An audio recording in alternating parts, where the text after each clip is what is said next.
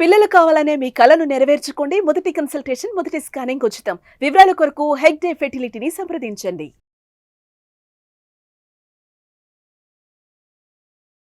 నమస్తే, welcome to Suman TV. నేను గిరిజ. 2025 ఆంగ్ల సంవత్సరంలో ద్వాదశ రాశుల వారికి ఏ విధంగా ఉండబోతోంది, అందులోనూ ఈ ఏడాదిలో 4 గ్రహాల మార్పు అయితే జరుగుతుంది అని అంటున్నారు. అటు గురుగ్రహం కానివ్వండి, శనిగ్రహం కానీ, అలాగే వీటితో పాటు రాహుకేతువులు కూడా మార్పు జరగబోతోంది.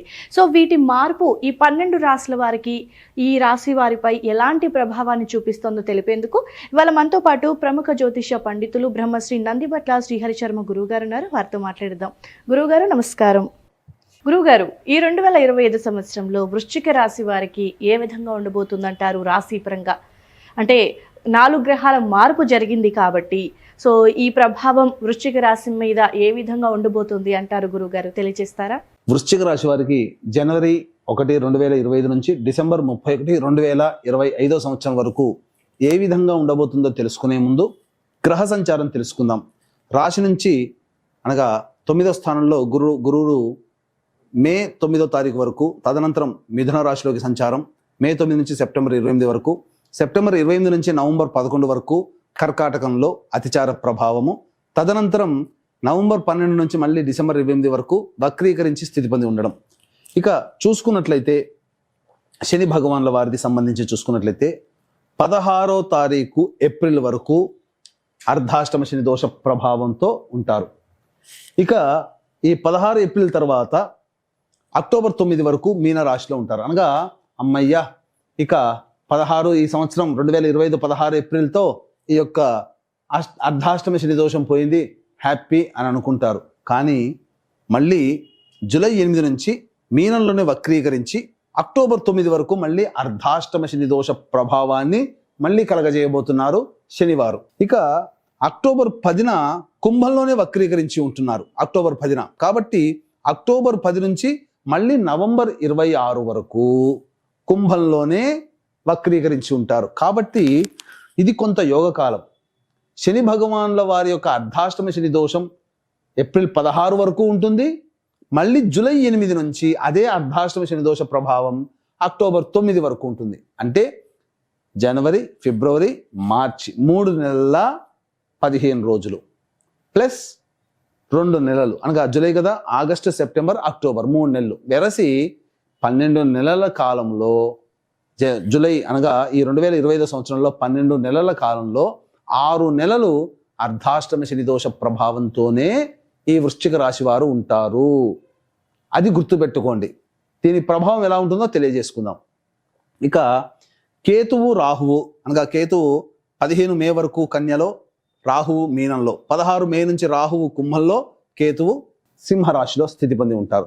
ఇక మిగతా గ్రహాలు రవి, కుజ, శుక్ర, బుధ ఈ అన్ని గ్రహాలు కూడా వారి వారి గమనాన్ని బట్టి సంచారం చేస్తుంటాయి. ప్రధానంగా ఈ గురు, శని, రాహు, కేతు, కుజగ్రహ ప్రభావాలే మానవుడి యొక్క గోచార రీత్యా మానవుడి జీవితాన్ని ప్రభావితం చేస్తాయి. అయితే ప్రధానంగా చూసుకున్నట్లయితే ఈ యొక్క వృశ్చిక రాశిలో జన్మించినటువంటి వారికి గురువు బలంగా ఉన్నాడా అని చూస్తే మార్చి వరకు ఈ సంబంధించినటువంటి గురువు వక్రీకరించే స్థితి పొంది ఉండడం, అనగా రుణ బాధలు అనేటువంటివి కలుగుతాయి. యాజ్ యూజువల్గా 2024 సంవత్సరం అక్టోబర్ నుంచి ఎలాంటి పరిస్థితులు మారాయో అలాంటి పరిస్థితులు ఏప్రిల్ వరకు కూడాను కంటిన్యూ అవుతాయి. అర్ధాష్టమ శని దోష ప్రభావం, ఇటు గురువు వక్రీకరించినటువంటి ప్రభావం వెరసి ఈ ఏప్రిల్ 16వ తారీఖు వరకు స్థితిగతుల్లో లాస్ట్ ఇయర్ అక్టోబర్ నుంచి ఏ విధంగా అయితే ఉన్న పరిస్థితులు అదే విధంగా ఉంటాయి.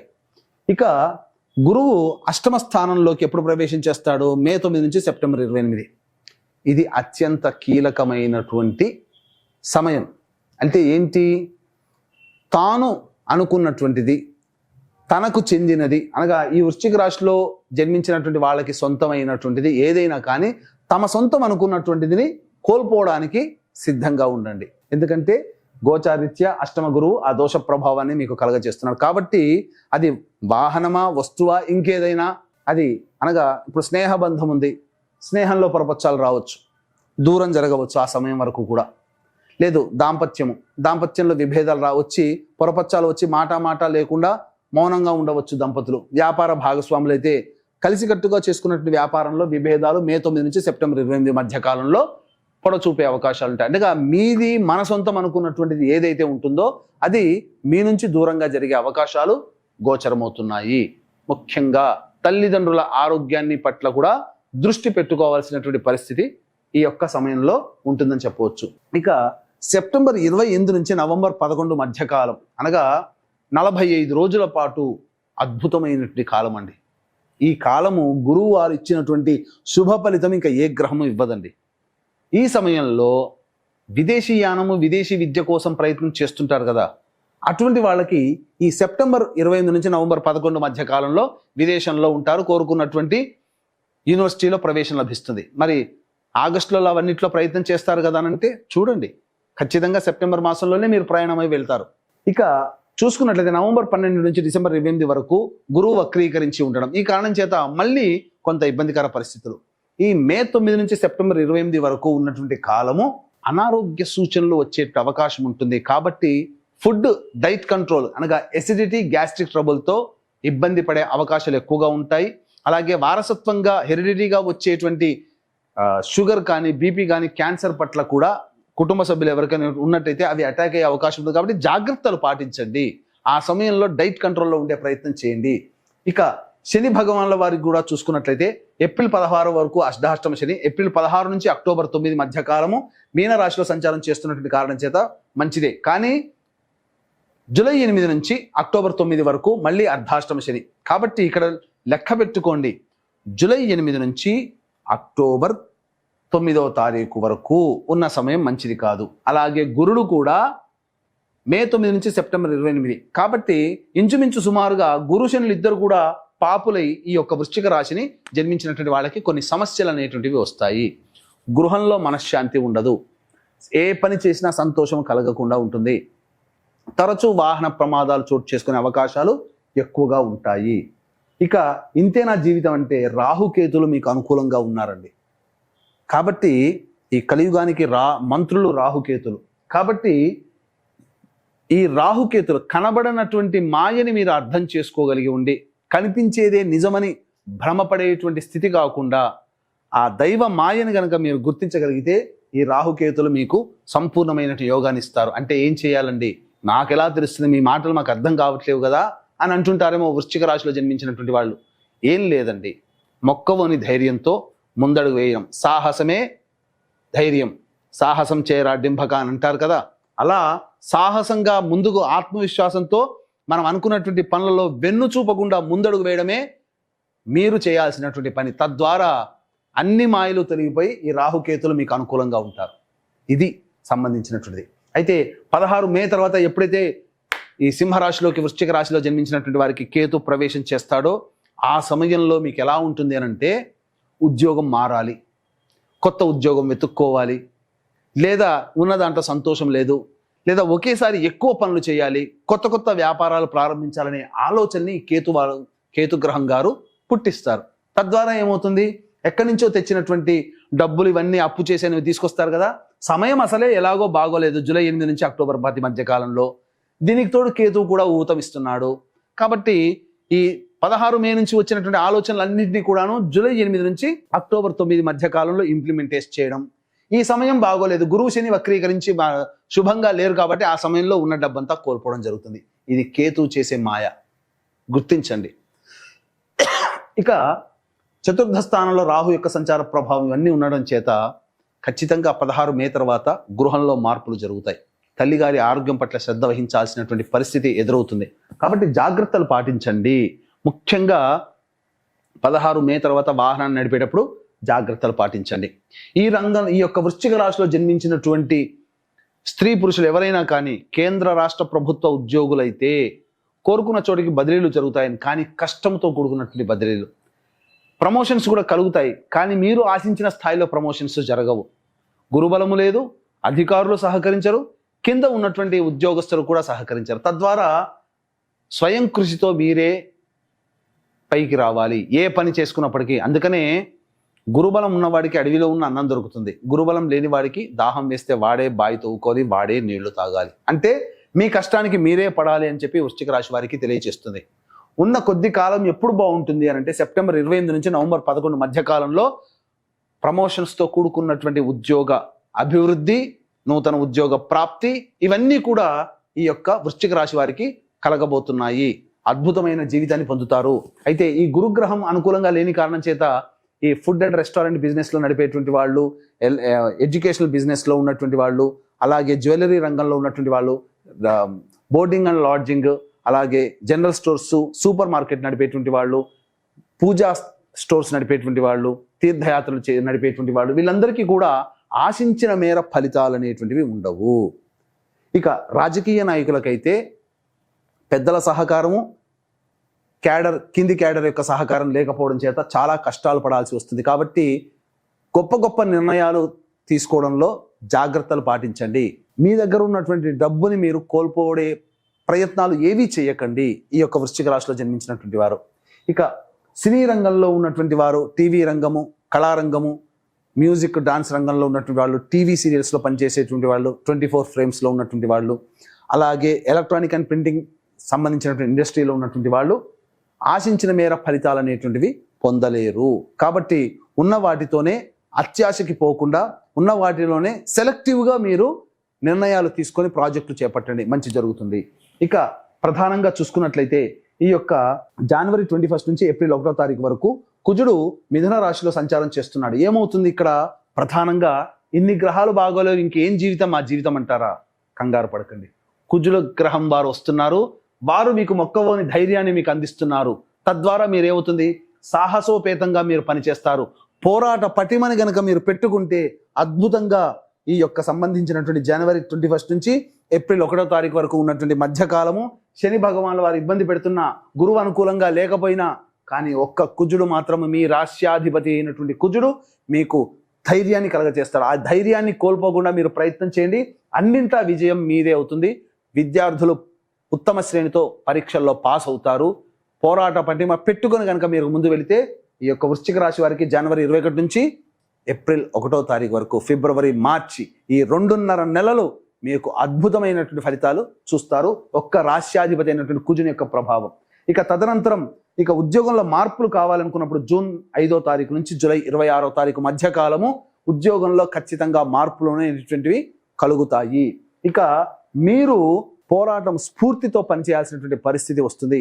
ఈ కాలంలో మీ యొక్క కుటుంబంలో వ్యక్తుల మీద, లేకపోతే పనిచేస్తున్నటువంటి సంస్థ, పనిచేస్తున్నటువంటి తోటి ఉద్యోగస్తుల మీద, యాజమాన్యం మీద మీకు కోపం పెరుగుతుంది. కాబట్టి కోపాన్ని అణుచుకొని ఈ యొక్క జూన్ 4వ తారీఖు నుంచి జూలై 26వ తారీఖు మధ్యకాలంలో ప్రయత్నం చేయండి. కాకపోతే ఉద్యోగం మార్పు కావాలనుకున్నప్పుడు మాత్రం ఈ సమయంలో ప్రయత్నం చేస్తే, జూన్ 4 నుంచి జూలై 26 మధ్యకాలంలో ప్రయత్నం చేస్తే ఖచ్చితంగా మీకు కోరుకున్నటువంటి ఉద్యోగం లభించి తీరుతుంది.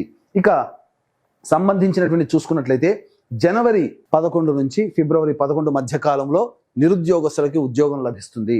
అలాగే ఈ సంబంధించినటువంటి ఏప్రిల్ అనగా ఈ సంబంధించి ఏప్రిల్ 12వ తారీఖు నుంచి మే 13వ తారీఖు వరకు ఉన్నటువంటి మధ్యకాలంలో కూడా నిరుద్యోగస్తులకు ఉద్యోగం లభిస్తుంది.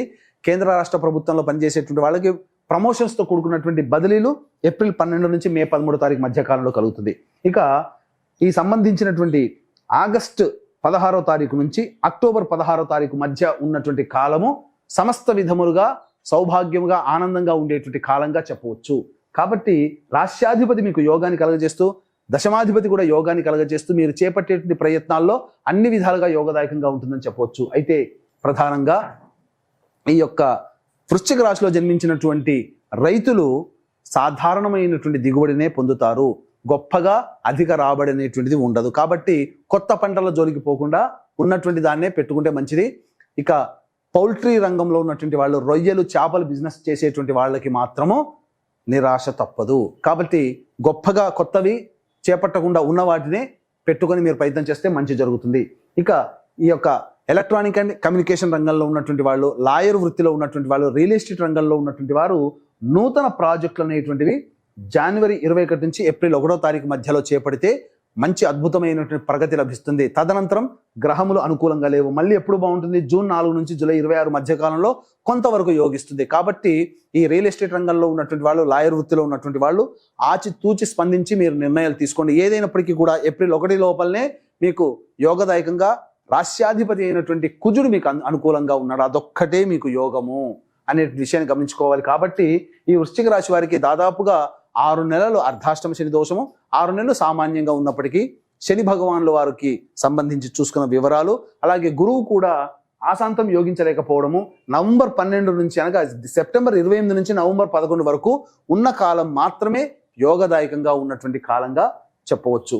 కాబట్టి ఈ సంబంధించినటువంటి వివరాలని అనగా ఇక్కడ మీరు చూసుకున్నట్లయితే ఈ అక్టోబర్ 10న కుంభంలోనే వక్రి. కాబట్టి ఇక్కడ ఏమైపోయింది, సెప్టెంబర్ 28 నుంచి నవంబర్ 11 వరకు గురుడు అనుకూలిస్తున్నాడు. అక్టోబర్ 10 నుంచి నవంబర్ 26 వరకు శని కూడా అనుకూలిస్తున్నాడు. కేతువు రాహు ఎలాగో అనుకూలంగానే ఉన్నారు. కాబట్టి అద్భుతమైన కాలము అన్నప్పుడు మాత్రం సెప్టెంబర్ 28 నుంచి నవంబర్ 11వ తారీఖు వరకు ఉన్న కాలము వృశ్చిక రాశి వారికి సంపూర్ణమైనటువంటి యోగ కాలంగా చెప్పవచ్చు. ఈ రాశిలో జన్మించినటువంటి స్త్రీలు ఎంత ప్రయత్నం చేసినా, ఎన్ని మంచి సేవలు చేసినా కుటుంబ సభ్యుల యొక్క ప్రేమ ఆప్యాయతని పొందలేకపోతారు. కొత్తగా వివాహమైన చోట పరీక్షలు ఎదుర్కోవాల్సినటువంటి పరిస్థితి వస్తుంది అత్తగారింట్లో. కాబట్టి జాగ్రత్తలు పాటించండి. ఎక్కువగా ఇగో అనేటువంటి దానికి పోకుండా ఈ వృశ్చిక రాశిలో జన్మించినటువంటి వారు కనుక ఉన్నట్లయితే చాలా అద్భుతంగా ఉంటుందని చెప్పవచ్చు.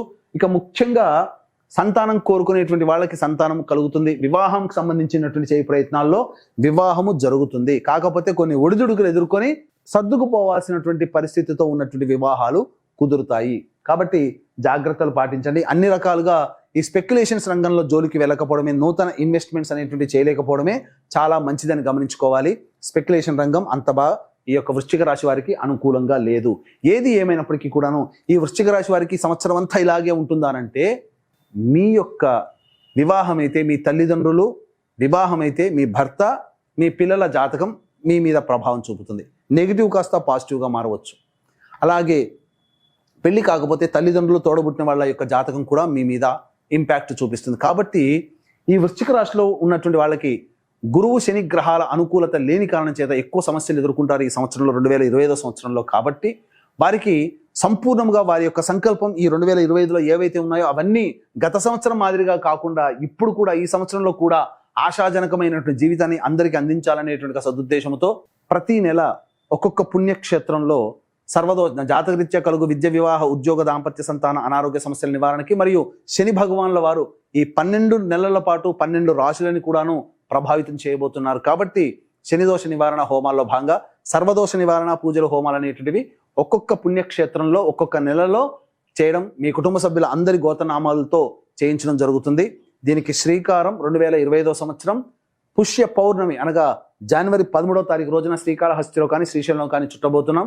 కాబట్టి ఈ బృహత్తర కార్యక్రమంలో మీరు కూడా భాగస్వాములు కావాలి, మీరు కూడా సభ్యులుగా ఉండాలి అనుకునే వాళ్ళు కార్యక్రమ తదనంతరం కాంటాక్ట్ చేసి రిజిస్ట్రేషన్ వివరాలు, మీ గోత్రనామాదులు నమోదు చేసుకోవచ్చు. అలాగే తండ్రి వైపు 6 తరాలు, తల్లి వైపు 3 తరాలు, భర్త వైపు 6 తరాలు, భార్య వైపు 3 తరాల్లో ఏవైనా దుర్మరణాలు ఉన్నా, అలాగే లివర్ ప్రాబ్లం, కిడ్నీ ప్రాబ్లం, క్యాన్సర్తో ఎవరైనా కుటుంబ సభ్యులు మరణించినా, 60 సంవత్సరాల లోపల మీ కుటుంబ సభ్యులు ఏ విధంగా మరణించినా అది పితృదోషం లేదా పితృశాపం. కాబట్టి ప్రతి నెల పితృదోష నివారణ కార్యక్రమాలు మన పీఠం ఆధ్వర్యంలో జరిపించడం జరుగుతుంది. అవకాశం ఉన్న వాళ్ళు కార్యక్రమ తదనంతరం కాంటాక్ట్ చేసి మీ వివరాలు తెలుసుకోవచ్చు. గురుగారు, వృశ్చిక రాశి వారు అంటే వారి లైఫ్లో అంటే ఈ ఏడాది కనుక చూసుకుంటే మిశ్రమ ఫలితాలు ఉంటున్నాయి. కాబట్టి మరి వారికి మిశ్రమ ఫలితాల్లో ఒకటి సమస్యలు కూడా ఉంటున్నాయి. కాబట్టి మరి ఈ సమస్యల నుండి బయటపడటానికి ఎలాంటి పరిహారాన్ని మీరు తెలియజేస్తారు గురువుగారు? ఈ వృశ్చిక రాశిలో జన్మించినటువంటి వారు ప్రతిరోజు కూడా సుబ్రహ్మణ్య భుజంగ స్తోత్ర పారాయణము, అలాగే కాలభైరవాష్టక పారాయణము, దత్త అష్టకం, ఈ 3 కూడా ప్రతిరోజు 3 సార్లు చదువుకోవాల్సిందే. నిరంతరం ప్రతిరోజు చేసుకుంటే వృశ్చిక రాశి వారికి సమస్యలు శాంతిస్తాయి. ఇక వీటికంటే ఇంకా మీ యొక్క జీవితం విభిన్నంగా ఉంది అనంటే మీ యొక్క జన్మజాతకంలోని నడుస్తున్నటువంటి గ్రహ దశాంతర దశల ప్రభావం. కావున దగ్గరలోని మంచి ఉపాసనాపరులైనటువంటి జ్యోతిష్యుల్ని సంప్రదించి వారి సలహాలు, సూచనలు కనుక పాటించినట్లయితే మరింత మెరుగైన జీవితాన్ని పొందుతారని ఆశిస్తూ, అవకాశం ఉంటే సంవత్సరం పాటు సర్వదోష నివారణ పూజలు, హోమాలు జరిగేటువంటి కార్యక్రమంలో మన పీఠమాధ్వర్యంలో జరుగుతాయి. ఆ వివరాలు అందులో కూడా మీ గోత్రనామాలు నమోదు చేసుకుంటారని ఆశిస్తూ, సర్వం శ్రీ ఉమామహేశ్వర పరబ్రహ్మార్పణమస్తు.